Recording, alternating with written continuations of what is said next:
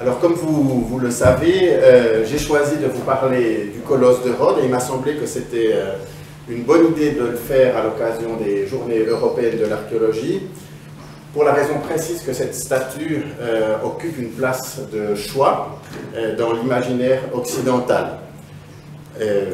À l'évocation de ce monument, j'imagine que chacun d'entre vous aura une image présente à l'esprit, celle d'une gigantesque statue qui enjambe le port de Rhodes.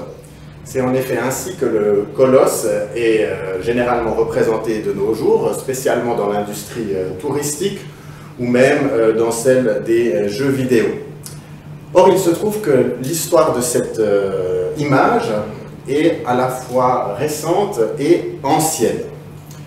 Elle est récente dans la mesure où elle n'a aucune espèce de rapport avec les sources antiques et avec ce que ces sources nous apprennent de la statue, comme nous allons le voir.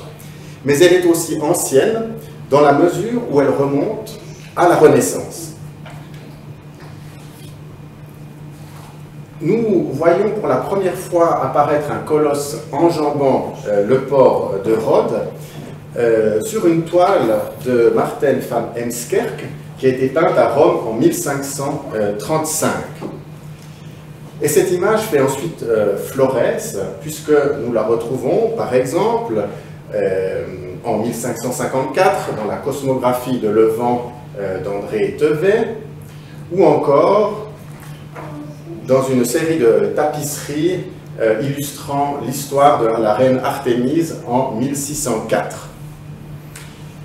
Bien que Heemskerck soit le premier artiste à avoir représenté le colosse enjambant le port de Rhodes, ce n'est certainement pas le premier à s'être imaginé la statue ainsi. Entre 1394 et 1395, un notaire du nom de Nicolas de Martoni effectue un pèlerinage en Terre Sainte. Et il fait escale à Rhodes, qui est alors tenu par les chevaliers de l'ordre de Saint-Jean de Jérusalem. Il rapporte à cette occasion avoir entendu parler d'une grande idole dont un pied aurait reposé sur le môle qui était occupé à cette époque par l'église Saint-Nicolas, et l'autre pied aurait posé sur un môle distant de plus de 400 mètres où se trouvent encore aujourd'hui les moulins de la ville. Ce récit a un caractère évidemment fabuleux, puisqu'il reviendrait à attribuer à la statue une hauteur qui serait supérieure à 1 km. Mais il vise à rendre compte de vestiges qui étaient alors visibles sur ces deux môles. Seulement, ces vestiges ne peuvent pas être attribués au colosse, mais ils doivent l'être aux tours qui, dans l'Antiquité, protégeaient les ports de la ville. Ce mythe du colosse enjambant le port de Rhodes est donc dénué de tout fondement archéologique, ce qui n'a pas empêché des archéologues d'en proposer plusieurs rationalisations successives. Les uns ont par exemple cherché un emplacement qui serait susceptible d'accueillir une statue conforme dans son apparence à l'iconographie héritée de la Renaissance, mais qui aurait eu, bien sûr, des dimensions plus réduites. D'autres ont imaginé que cette iconographie conservait le lointain souvenir d'une statue qui aurait été animée d'un mouvement particulièrement vigoureux. D'autres encore ont suggéré que la statue gardait l'entrée du port de Rhodes et donc que le mythe conservait cette idée d'un lien entre le colosse et le port de Rhodes. Mais nous pouvons désormais faire l'économie de toutes ces hypothèses. Alors revenons à Heemskerck. Si le mythe du colosse enjambant le port de Rhodes existait déjà au XVIe siècle et même au XIVe siècle, même, comment se fait-il alors donc que ce mythe existant au XIVe siècle ne soit apparu dans la peinture spécialement qu'au XVIe siècle? Donc, comment expliquer ce décalage entre l'apparition du mythe à un endroit précis, l'île de Rhodes, et sa diffusion dans l'Occident chrétien? Eh bien, l'explication est à chercher dans la grande histoire. En 1522, Soliman le Magnifique s'empare de l'île de Rhodes et en expulse les chevaliers de l'ordre de Saint-Jean de Jérusalem, qui vont alors se disperser dans les terres de la chrétienté. Et c'est très probablement aux chevaliers que nous devons la diffusion du mythe du colosse enjambant le port de Rhodes. Pour le dire autrement, si Soliman le Magnifique ne s'était pas emparé de Rhodes en 1522, Heemskerk, lui, ne se serait sans doute pas emparé du mythe du colosse enjambant le port de Rhodes en 1535. Avant le XVIe siècle, les figurations du colosse de Rhodes sont extrêmement rares. Et toutes donnent au monument l'apparence d'une statue absolument ordinaire, conforme aux conventions iconographiques du moment. C'est par exemple le cas dans les chroniques de Hainaut, de Jean Vauquelin, datées de 1448. C'est aussi le cas dans le mémoire historial de Jean de Vignay, daté de 1396. Et c'est déjà le cas au XIe siècle dans le Codex Taphou, qui est conservé dans la bibliothèque du patriarcat grec de Jérusalem, manuscrit qui renferme donc la plus ancienne image du colosse de Rhodes. Mais je précise que cette image est celle d'une statue, disons, de la Renaissance macédonienne, comme on l'appelle, donc une image qui est celle d'une statue du XIe siècle, qui n'a aucune espèce de rapport avec une statue antique. Donc, comment se faire une idée un peu plus précise de ce qu'était le colosse de Rhodes? Alors, ce que je vous propose de faire maintenant, c'est de nous tourner vers les sources antiques, et spécialement vers le naturaliste Pline l'Ancien, qui vivait au 1er siècle de notre ère. Vous savez qu'il est mort dans l'éruption du Vésuve en 79.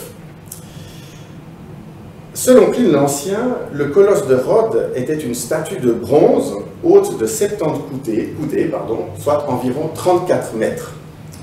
Cette statue représentait Hélios, c'est-à-dire le soleil, qui était la principale divinité de la cité. Les Rhodiens décidèrent d'élever le colosse après être sortis vainqueurs du siège que Démétrios Poliorcète, le général et futur roi de Macédoine, leur avait infligé de 305 à 304 avant notre ère. Siège extrêmement fameux dans l'histoire de l'Antiquité et même au-delà, qui vit les Rhodiens résister à une armée forte de 200 navires et 40 000 hommes. Nous allons y revenir. Toutefois, la construction de ce monument n'a pas été décidée au lendemain du siège, mais quelques années plus tard, vers 295. Elle fut confiée à un bronzier du nom de Carès de Lindos. Lindos était l'une des 4 villes de l'île de Rhodes. Et ce Carès était un élève de Lysippe, le plus grand sculpteur du IVe siècle, le portraitiste d'Alexandre le Grand. Et Carès, ajoute Pline, eut besoin de 12 ans de travail pour achever le colosse, qui était haut, je vous le rappelle, de 34 mètres. C'est donc seulement vers 283 que les Rhodiens découvrirent le colosse, qui s'effondra un demi-siècle plus tard dans le séisme qui ravagea l'île de Rhodes en 227. Ça, c'est ce que nous apprend Pline. Le géographe Strabon nous apprend quant à lui que les Rhodiens renoncèrent pour toujours à relever le colosse parce qu'un oracle leur défendait. Par conséquent, les ruines de la statue, qui étaient brisées à la hauteur des genoux, furent abandonnées sur place. Et au IIe siècle de notre ère, le rhéteur Aelius Aristide fait encore mention de ces vestiges qui ont été donc laissés à l'abandon pour les, je ne dirais pas les siècles des siècles, mais en tout cas pour quelques siècles. Pourtant, certains auteurs antiques, des auteurs relativement tardifs, évoquent une reconstruction du colosse à l'époque impériale. Mais il s'agit là d'une erreur qui est due à la confusion dans la tradition manuscrite entre le colosse de Rhodes et le colosse que Néron fit élever à Rome, qui représentait lui aussi le soleil, ou en tout cas l'empereur sous la forme du soleil. Et il est aussi vrai que les historiens et les archéologues s'accordent à penser que le colosse, prétendument reconstruit à l'époque impériale, donc, aurait été définitivement détruit en 653. À cette date, nous savons, ça c'est un fait historique, que les envahisseurs arabes, conduits par Moabia, le gouverneur de Syrie et le fondateur du califat omeyyade, saccagèrent l'île de Rhodes. Et c'est à cette occasion qu'ils auraient donc aussi détruit le colosse. Un juif d'Émèse, Homs, aurait racheté le bronze de la statue, l'aurait emporté sur une caravane formée de 900 chameaux, et c'est ainsi que le colosse aurait définitivement disparu. Il ne s'agit pas cette fois d'une erreur, mais d'une véritable falsification historique qui est à mettre au compte d'un chroniqueur du nom de Théophile d'Édesse, Urfa, au sud de la Turquie actuelle. Comme la plupart des chrétiens d'Orient, Théophile adhérait à la doctrine monophysite, c'est-à-dire qu'il proclamait la nature exclusivement divine du Fils de Dieu. Aux yeux de l'Église orthodoxe, qui reconnaissait au contraire la double nature à la fois divine et humaine du Christ, Théophile était donc un hérétique. Et c'est ce qui fournit la clé de son récit. Dans ce récit, le colosse fonctionne comme un symbole de Rhodes et Rhodes comme un symbole de l'orthodoxie. La destruction du colosse de Rhodes, attribuée aux musulmans et aux juifs, annonce celle de l'orthodoxie, qui est incapable de résister aux ennemis du christianisme et qui est donc condamnée à la ruine par Dieu lui-même. Mais tout hérétique qu'il fût, Théophile connaissait admirablement la Bible. Et son récit s'inspire à l'évidence du livre de Daniel, le prophète Daniel. Livre dans lequel la chute de la statue au pied d'argile annonce celle de l'Empire babylonien. Mais cette statue elle-même évoque fortement le colosse de Rhodes, victime d'un tremblement de terre en 227 avant Jésus-Christ. Certes, me direz-vous, le colosse de Rhodes, le livre de Daniel, pardon, est bien antérieur à la chute du colosse, puisque, en tout cas, son action se situe au VIe siècle avant notre ère, sous le règne de Nabuchodonosor. Tout à fait, mais il se trouve que différents indices permettent d'affirmer que la rédaction du livre, elle, se situe au début du IIe siècle avant notre ère, et qu'elle est donc de quelques décennies postérieures à la chute du colosse de Rhodes. Nul doute par conséquent que le colosse de Rhodes, tombé quelques décennies avant la rédaction du livre de Daniel, constitue le modèle de la statue au pied d'argile. Or, l'auteur de l'Apocalypse de Saint Jean, qui vivait, lui, au 1er siècle de notre ère, s'est lui-même référé à cette statue au pied d'argile dans sa description de l'ange qui annonce la fin des temps. C'est dire, si vous me suivez encore, que la chute du colosse a successivement inspiré l'auteur du livre de Daniel et celui de l'Apocalypse, et que Théophile, lui, s'est offert le luxe de faire tomber la statue une seconde fois pour annoncer non pas la fin du monde, mais au moins celle de l'orthodoxie chrétienne. Je me suis jusqu'à présent employé à définir le colosse négativement en le dégageant des mythes qui l'entourent. La statue n'enjambait pas le port de Rhodes, elle ne fut ni reconstruite par les Romains, ni détruite par les Arabes, ni emportée par un marchand juif. Mais qu'était-elle au juste? À quoi servait-elle? Comment fut-elle construite? Et où se dressait-elle?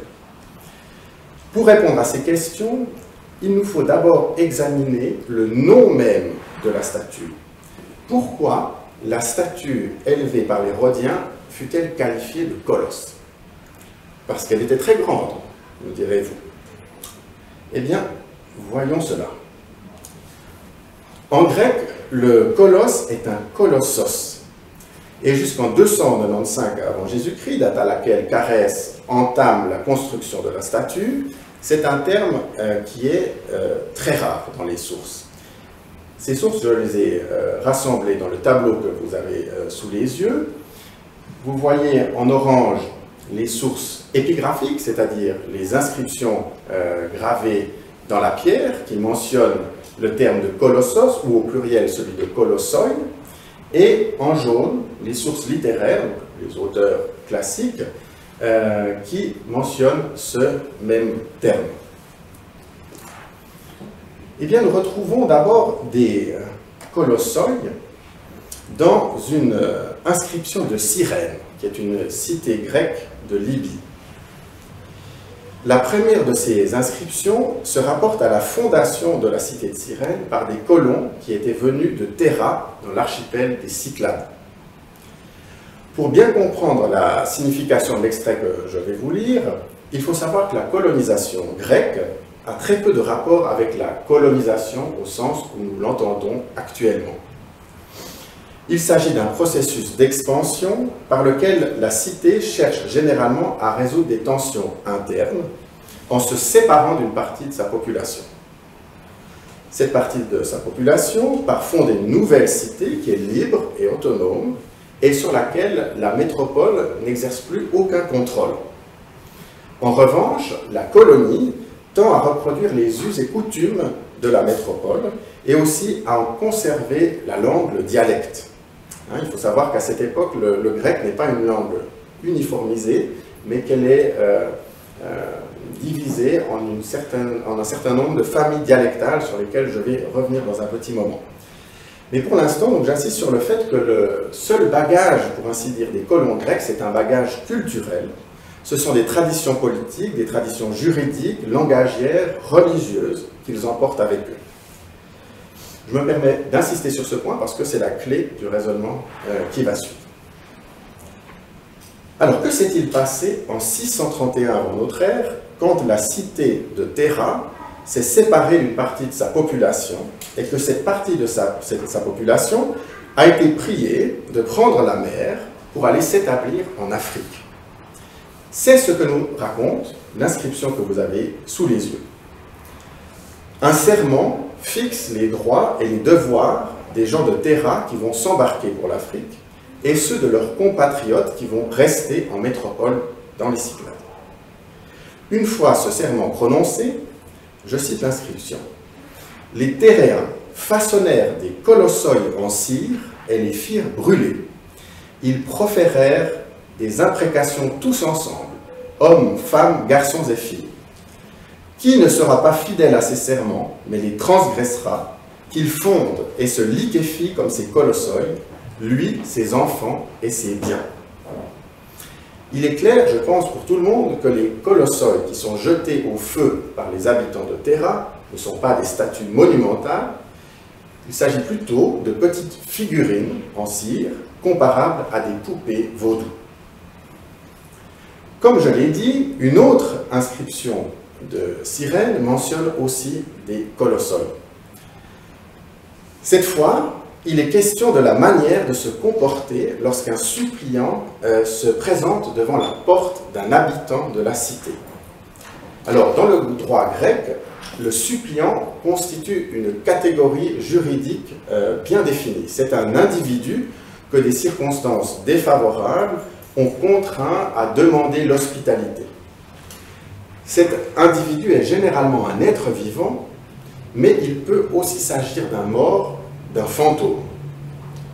Dans ce cas de figure, la loi de Cyrène prévoit que le propriétaire de la maison fabrique deux kolossoi, l'un mâle, l'autre femelle, dont on peut supposer qu'ils représentent le fantôme, homme ou femme.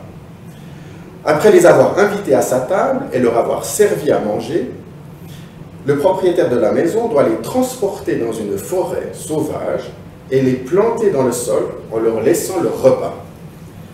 Une fois de plus, il est assez clair, je pense, que les kolossoi en question ne sont pas des statues colossales, mais plutôt des figurines qui étaient facilement transportables et aussi faciles à fabriquer par n'importe quel habitant de la cité de Cyrène. Les autres témoignages dont nous disposons ne nous apprennent guère plus de choses sur les colossoi. La seule exception, c'est Hérodote, l'historien Hérodote, que vous voyez ici au témoignage numéro 7 à 13, qui mentionne à 7 reprises des colossoi dans ses histoires. Comme vous le savez, les histoires d'Hérodote ont pour but d'éclairer les causes des guerres entre les Grecs et les Perses au début du 5e siècle avant Jésus-Christ. Hérodote procède à une vaste enquête ethnographique, pourrait-on dire, qui va le conduire jusqu'aux confins du monde connu. La plupart des colossoi qu'il mentionne apparaissent dans sa description de l'Égypte. Ce sont donc les témoignages numéros 7 à 12. Il faut donc être conscient du fait qu'il s'agit de statues égyptiennes qui, pour un grec comme Hérodote, évoquent des colossoi, mais qui ne sont pas pour autant des colossoi. Alors, toutes ces statues égyptiennes vues par Hérodote ont aujourd'hui disparu, mais il est relativement facile, dans 2 cas au moins, de se faire une idée de leur apparence. Hérodote évoque d'une part les colossoi de pierre, qui tenaient lieu de piliers dans le temple du dieu Ptah à Memphis. Il faut très probablement rapprocher ces colossoi de piliers osiriaques qui étaient couramment utilisés dans l'architecture égyptienne, comme en témoigne le temple de Gerf Hussein, que vous avez sous les yeux et qui est aujourd'hui englouti sous le lac Nasser, le lac d'Assoun. Toujours à Memphis,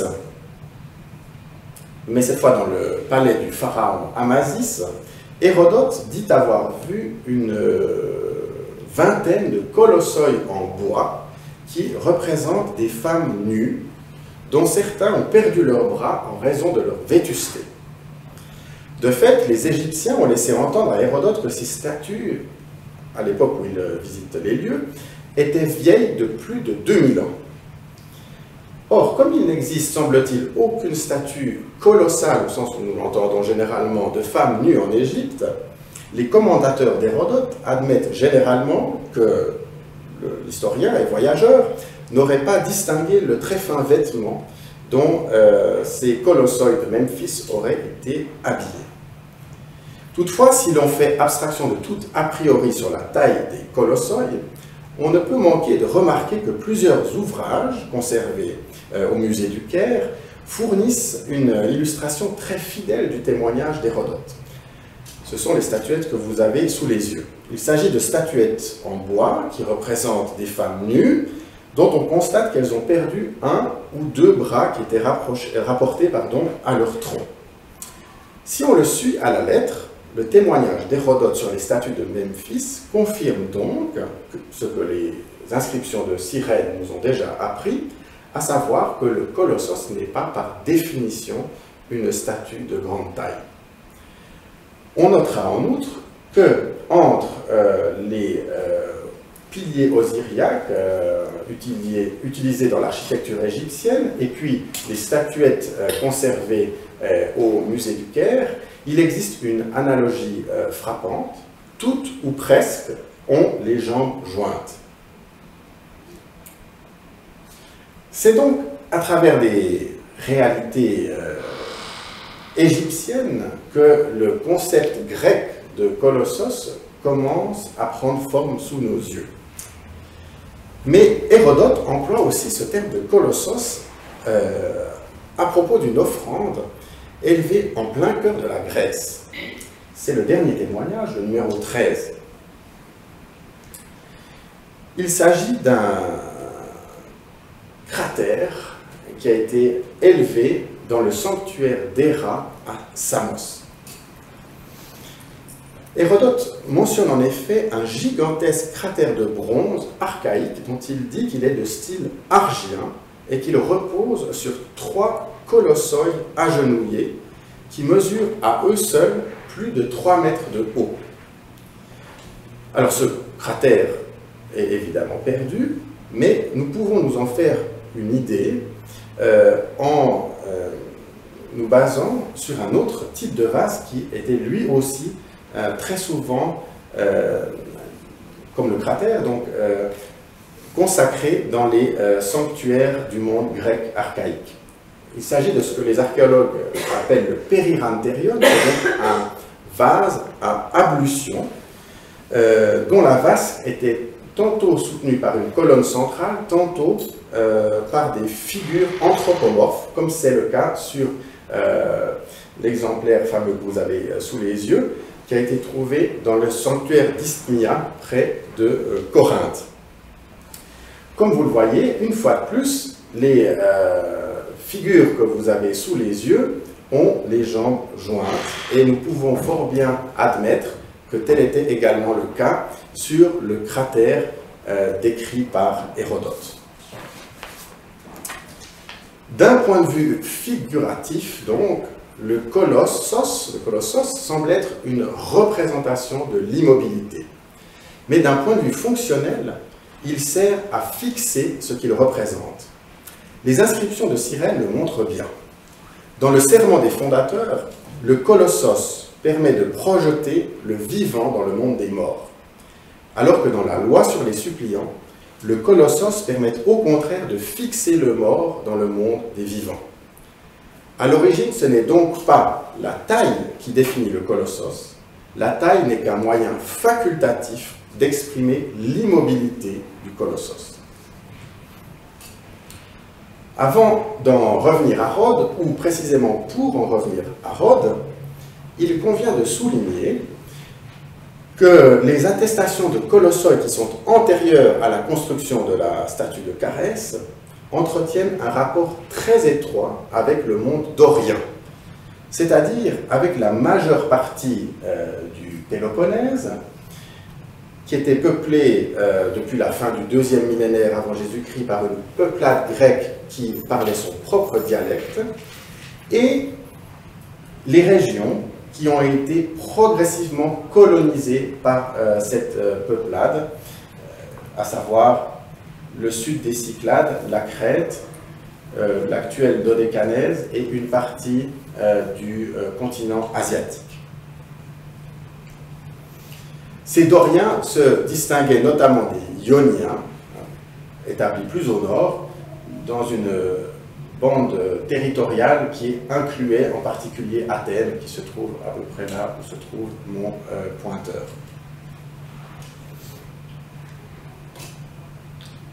Les plus anciennes attestations du terme colossos sont en effet sans équivoque. Nous trouvons au 8e siècle des colossoi à Terra, une île dorienne qui a été colonisée par des Spartiates, habitants donc du Péloponnèse. Nous trouvons aussi des colossoi à Cyrène, et la coïncidence n'est évidemment pas anodine, puisque les colossoi eux-mêmes jouent un rôle déterminant dans le serment que les colons de Terra prononcent au moment de s'embarquer pour Cyrène. Un tout petit peu plus tard, nous avons mention du colossos élevé à Olympie par les Cypsélides, qui étaient les tyrans de Corinthe. Corinthe, une grande cité dorienne, s'il en est. En descendant encore un petit peu le temps, nous trouvons mention de colossoi à Argos, autre cité dorienne, où ils sont attestés au IVe siècle avant notre ère. Pardon. Et le témoignage le plus récent est une inscription datée de 302 avant Jésus-Christ qui mentionne un colossos dans l'île de Délos, ici, au centre des Cyclades. Alors cette inscription est intéressante parce qu'elle montre que le terme de colossos est peu à peu sorti de son domaine d'origine, puisque Délos n'était pas une île dorienne, mais une île ionienne. Mais cela n'a rien d'étonnant, puisque nous savons que Échille et Hérodote, qui étaient deux auteurs écrivant à Athènes pour des Athéniens au 5e siècle, pouvaient déjà mentionner ce terme de colossos en se faisant comprendre de leur public. Il se trouve cependant que Échille emploie uniquement ce terme à propos de statues qui, une nouvelle fois, ont été élevées à Argos, avec l'intention manifeste de donner une couleur dorienne à son texte, qui est donc son fameux Agamemnon, qui a été donné à Athènes en 458 avant notre ère. Quant à Hérodote, notre second auteur, nous avons vu que pour l'essentiel, il se contentait de comparer certaines statues égyptiennes à des colossoi, donc je ne reviens pas sur ce point. Mais nous avons vu aussi que, de passage à Samos, Hérodote dit avoir vu un cratère qui était porté par des colossoi. Alors, ici, il n'y a aucun doute à avoir, les statues en question étaient effectivement des colossoi. Ce n'est pas un terme que Hérodote aurait employé faute de mieux, comme il le faisait en Égypte. Alors, il se trouve que Samos, qui se trouve ici, est une île ionienne et non dorienne. Ce qui fait que le lien que je viens d'établir entre les colossoi et le monde dorien peut sembler, sinon caduc, du moins compromis. Toutefois, Hérodote précise que le cratère en question a été consacré par un équipage samien qui avait fait fortune en apportant son aide à la colonisation de Cyrène par Théra.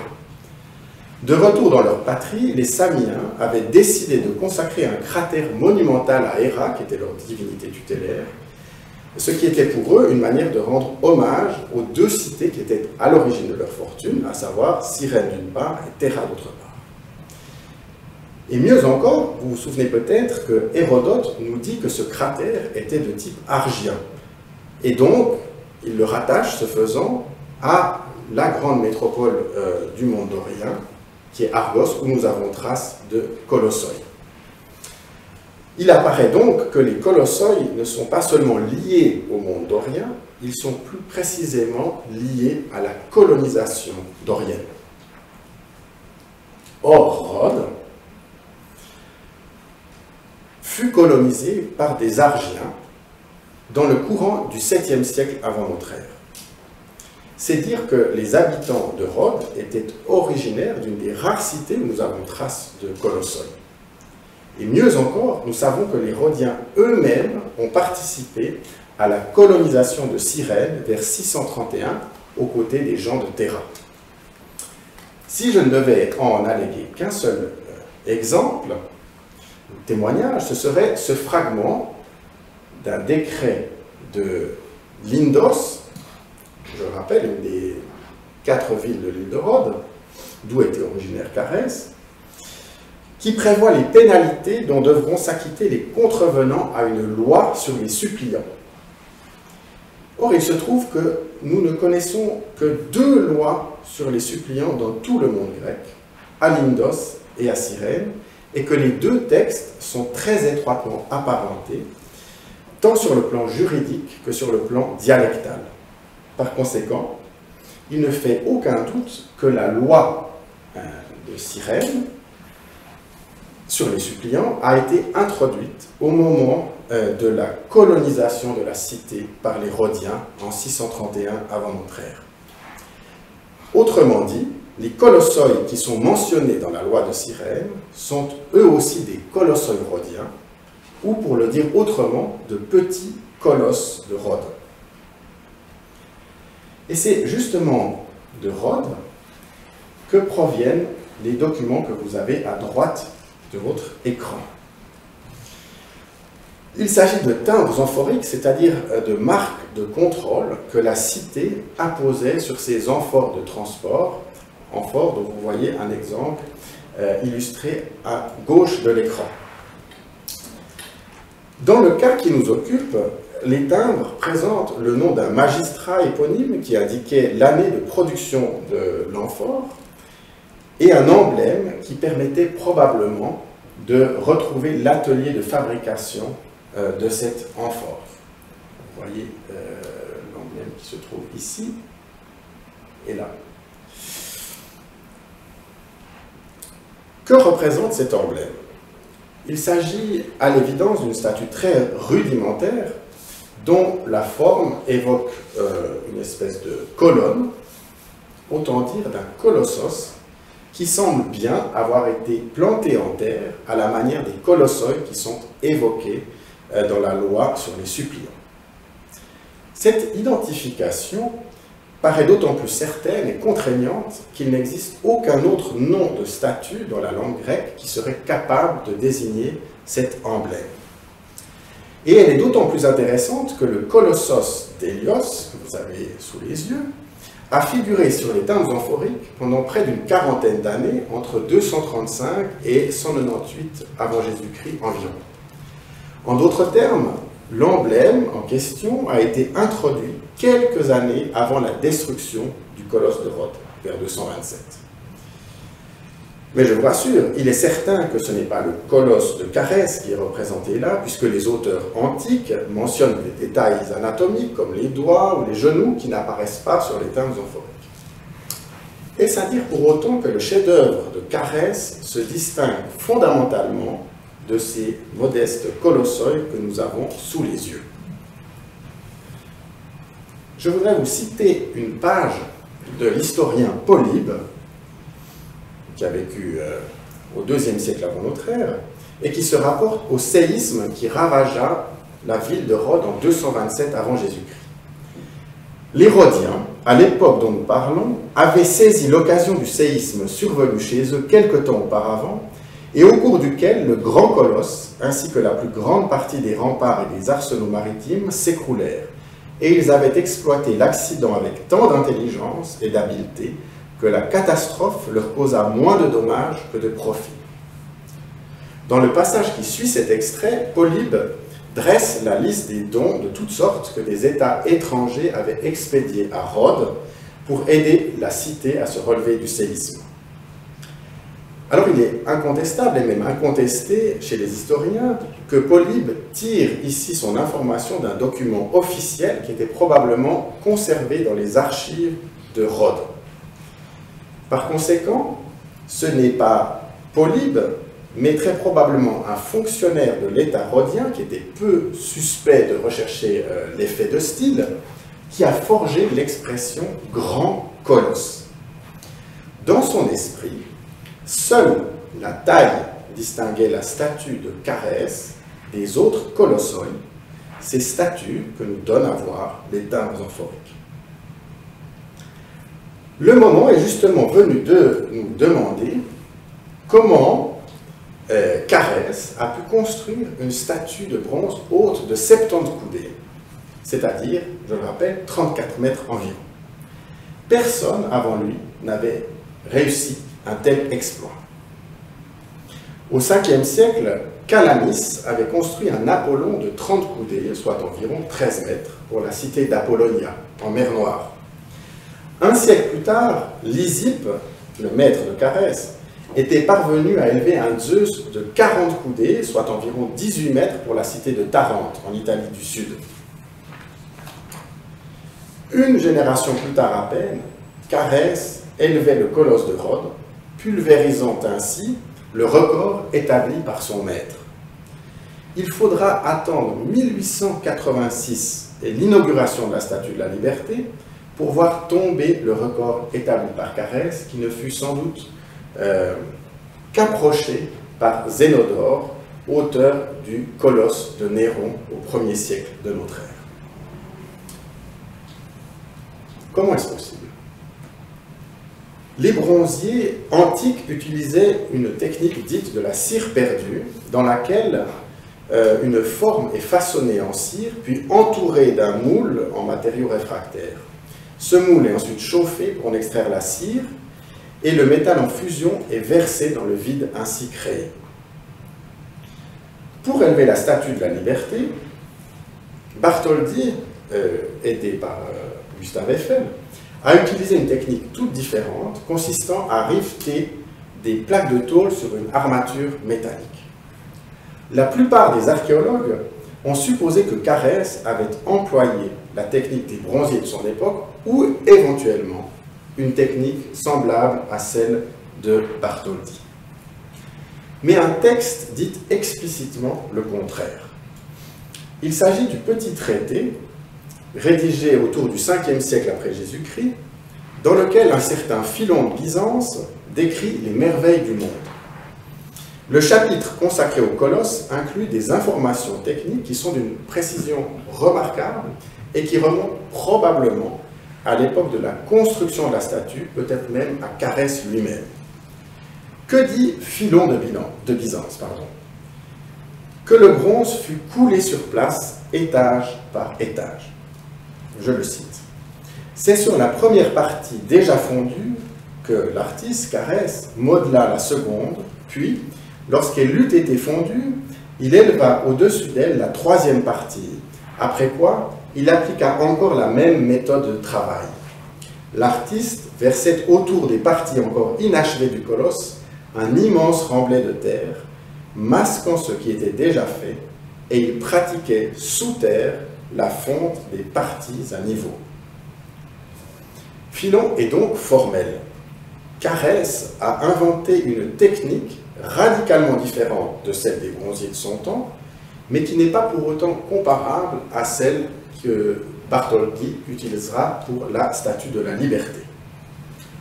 La difficulté tient à ce que l'on ne connaît aucune statue antique réalisée selon la technique décrite par Philon, dont le témoignage a été soit rejeté, soit déformé. Mais ce témoignage se trouve à la fois validé et éclairé par ce que nous savons des Bouddhas géants du Japon. Ces statues ont en effet été fondues étage par étage selon une technique qui correspond presque en tout point à celle que décrit Philon. Tel est par exemple le cas du Bouddha de Nara, qui est haut de 15 mètres, ou du Bouddha de Kamakura, que vous voyez ici, haut de 11 mètres. Vous devinez peut-être les différents étages de la statue.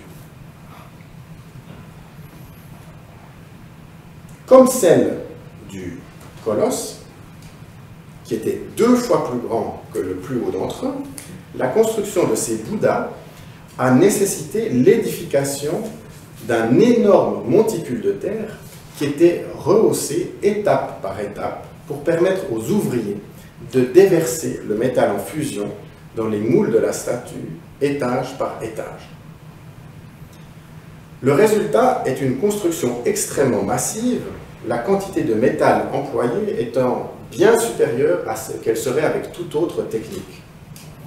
On peut ainsi estimer de manière très approximative que Carès a dû employer environ 400 tonnes de bronze pour construire le colosse de Rhodes. Une autre conséquence du recours à la technique de la fonte par étage mérite d'être soulignée. C'est qu'il était absolument impossible de séparer une jambe de l'autre ou de détacher les bras du corps. Chaque étage de la statue étant coulé, comme vous le voyez ici, d'un seul tenant. Dans son apparence, le colosse de Rhodes était donc tout à fait conforme à l'antique définition du colossos, immobile et impassible. Pourquoi donc les Rhodiens firent-ils le choix d'élever une telle statue au dieu Hélios, et pourquoi lui donnèrent-ils une hauteur si considérable? On se souvient que selon Pline, le colosse de Rhodes fut construit pour commémorer la résistance victorieuse de la cité au siège que lui avait infligé Démétrios Poliorcète. Un témoignage remarquable peut nous permettre d'aller un petit peu plus loin. Il s'agit ni plus ni moins de la dédicace qui était gravée sur la base de la statue. La base de la statue a naturellement disparu avec l'inscription qu'elle portait, mais cette inscription était une épigramme, un poème, qui était très célèbre de l'Antiquité, et c'est ce qui explique que le texte ait été copié dans un recueil d'épigrammes appelé l'Anthologie palatine. Que dit ce texte? C'est pour toi seul, Hélios, que les habitants de Rhodes, la Dorienne, ont dressé vers l'Olympe ce colossos tout en bronze, quand, après avoir apaisé les flots de la guerre, ils ont couronné leur ville des dépouilles de l'ennemi. Ce n'est pas seulement sur mer, c'est aussi sur terre qu'ils ont, en l'élevant, fait resplendir la lumière éclatante d'une liberté qui ne se laisse pas asservir. Car aux descendants d'Héraclès appartient, comme l'héritage de leur père, la souveraineté sur mer et sur terre. Comme le témoignage de Pline, cet épigramme établit un lien entre la construction du colosse et la guerre contre Démétrios. Mais elle contient surtout deux affirmations remarquables dont elle souligne l'importance en les répétant. Première affirmation, Rhodes est une cité dorienne, ce qui revient à dire qu'elle est peuplée par les descendants d'Héraclès. Qui sont ces descendants d'Héraclès? Ce sont bien évidemment des Doriens, puisque Héraclès est le héros dorien par excellence.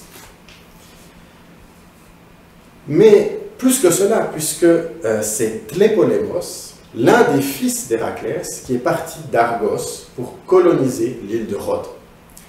Par conséquent, cet épigramme vérifie le lien que nous avons établi il y a quelques minutes entre le Colossos et la colonisation dorienne, en supposant, je vous le rappelle, que ce type de statut était passé d'Argos à Rhodes et de Rhodes à Cyrène.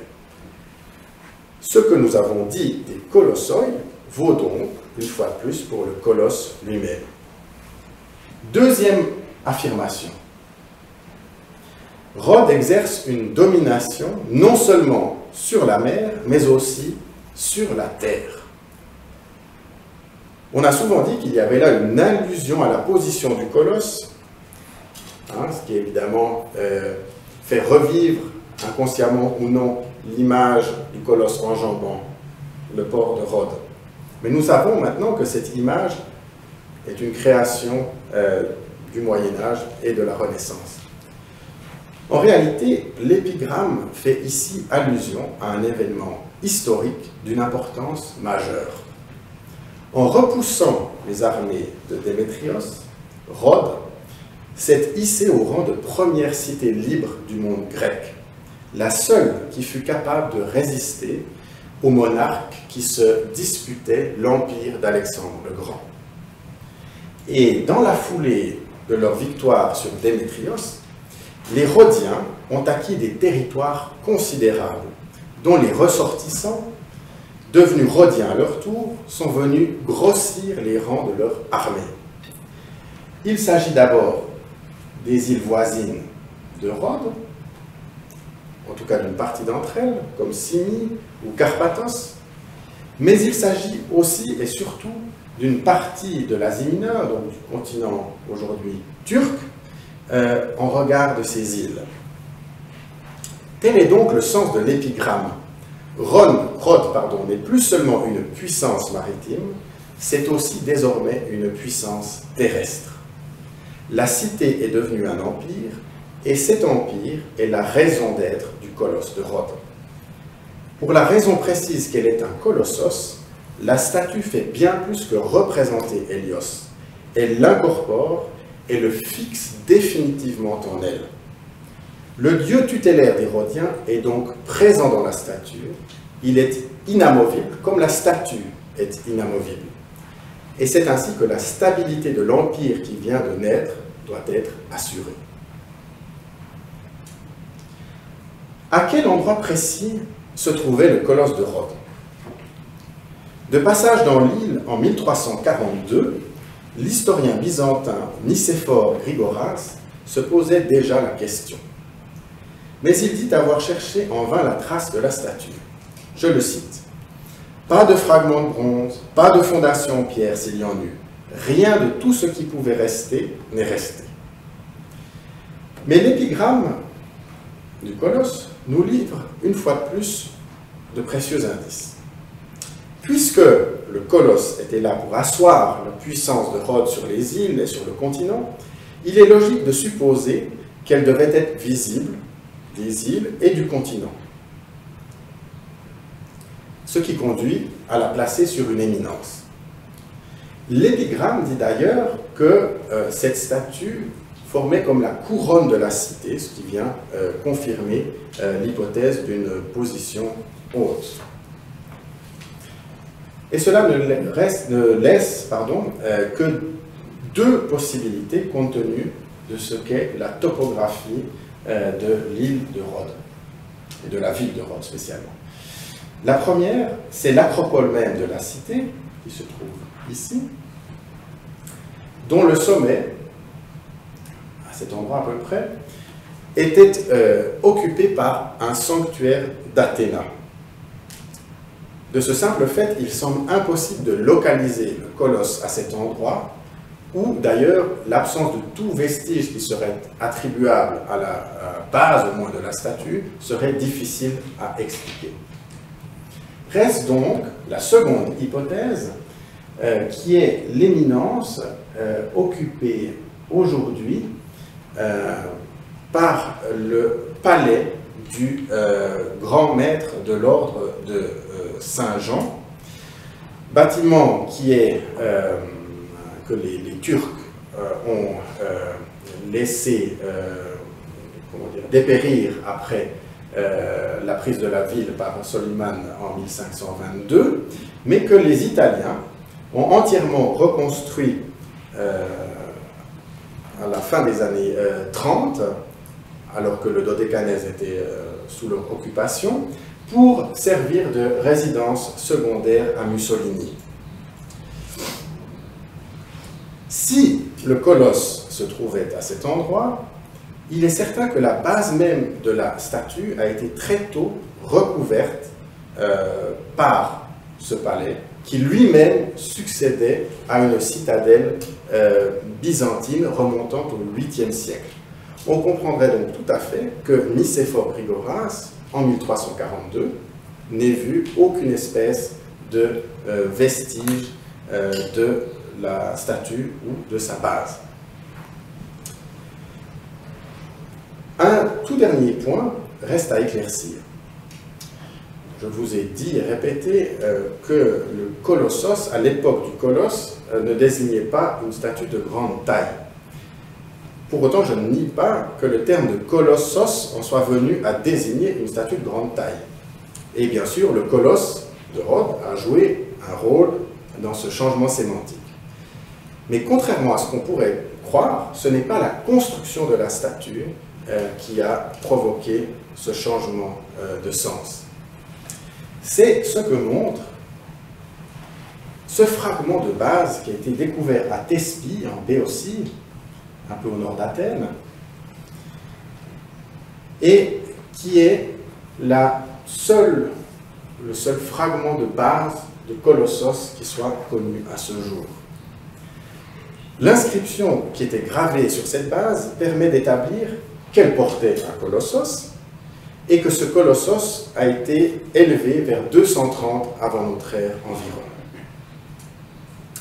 Du fait de sa disposition, l'inscription permet de proposer une reconstitution très précise de la base et de ses dimensions, base qui, comme vous pouvez le constater, n'avait rien de colossal. Il est donc certain que vers 230 avant Jésus-Christ, le terme de colossos ne désignait pas encore une statue colossale. Ce sens ne s'est en réalité imposé qu'à la faveur de deux événements. Au milieu du IIIe siècle, alors que le colosse de Rhodes était encore debout, la statue fut inscrite sur la liste des 7 merveilles du monde, qui rassemblait des monuments dont le point commun, l'unique point commun même, était d'avoir une taille extraordinaire. Par exemple, les pyramides d'Égypte, le temple d'Artémis à Éphèse ou encore les jardins suspendus de Babylone. Mais en 227, peu de temps après avoir été inscrit sur cette liste, le colossos de Rhodes, le colosse, s'est effondré. Et la liste des merveilles, qui était largement diffusée dans le monde antique, a alors pu imposer l'idée que le colosse était par définition une grande statue. J'espère vous avoir convaincu qu'il était plus que cela. Merci.